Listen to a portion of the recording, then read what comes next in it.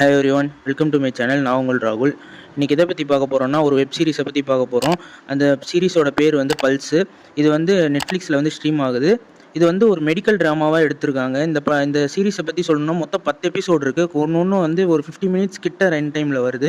இது எப்படின்னா வந்து ஒரு குறிப்பிட்ட ஹாஸ்பிட்டலில் வந்து ஒரு நர்ஸு, டாக்டர், பேஷண்ட்டை வச்சே எடுத்திருக்க ஃபுல் அண்ட் ஃபுல் எடுத்திருக்க ஒரு வெப் சீரிஸ் தான் வந்து இந்த பல்ஸு. இந்த சீரிஸோட கதை என்னன்னு பார்த்தீங்கன்னா, ஒரு புயல் வந்து அந்த சிட்டியை வந்து தாக்குது. அந்த தாக்கும் போது நிறைய ஆக்சிடென்ட், நிறையா வந்து டேமேஜ் ஆகுது. அதனாலேயே இந்த ஹாஸ்பிட்டலுக்கு வந்து நிறைய பேஷண்ட் வராங்க.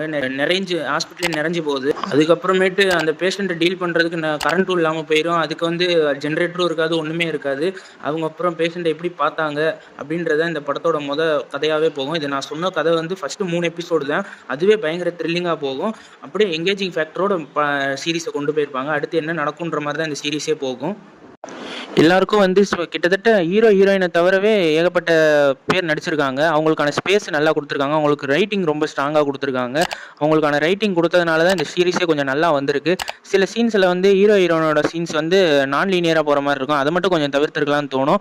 முதல் 4 எபிசோடு சரியான எங்கேஜிங்காக போகும். அடுத்து கொஞ்சம் லேக் இருக்கத்தான் செய்யுது. ஆனால் வந்து அது வந்து பெருசாக கதையோட போகிறதுனால ஒன்றும் தெரியாது.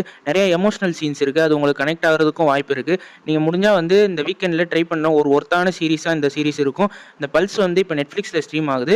முடிஞ்ச அளவுக்கு வந்து ட்ரை பண்ணி பாருங்கள். அதுவும் ஃபேமிலி வாட்சபிள் கிடையாது. 18+ சீன்ஸ் கொஞ்சம் இருக்கிறதுனால நீங்கள் வந்து தனியாகவே உட்காந்து பாருங்கள். நெக்ஸ்ட் ரிவ்யூவில் பார்ப்போம். Stay peace, stay safe. மறக்காம சர்ப்ரைஸ் பண்ணுங்க. தேங்க்யூ.